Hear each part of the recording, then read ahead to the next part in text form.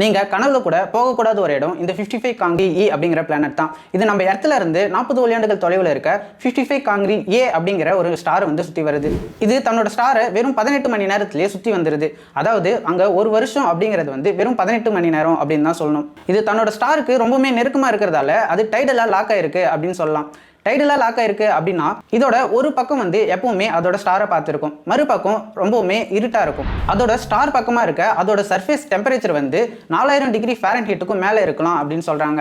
அது வந்து பாறையை உருக்குற அளவுக்கு தேவையான வெப்பம் அப்படின்னு சொல்லலாம். இதனால தான் இந்த பிளானட்ல பூமியில நீர் ஆறு கடலா ஓடுற மாதிரி அங்க நெருப்பு குழம்பு லாவா தான் ஆறு கடலா இருக்கும் அப்படின்னு சொல்றாங்க. இந்த பிளானட் அதோட ஸ்டாருக்கு ரொம்ப நெருக்கமா இருக்கிறதால அதிக ஹீட்டும் அதிக ப்ரெஷரும் இருக்கும் அப்படின்னு சொல்றாங்க. அது மட்டும் இல்லாம அந்த பிளானட்ல வந்து கார்பன் வந்து கொஞ்சம் அதிகமா இருக்கு அப்படின்னு கண்டுபிடிச்சிருக்காங்க. இந்த கார்பன் வந்து அதிக பிரஷரும் ஹீட்டும் இருக்கிறதால டைமண்டா வந்து மாறி இருக்கலாம் அப்படின்னு சொல்றாங்க. ஆமா, இந்த பிளானட் முழுக்க அவ்வளோ டைமண்ட் வந்து கொட்டி கிடக்குமா.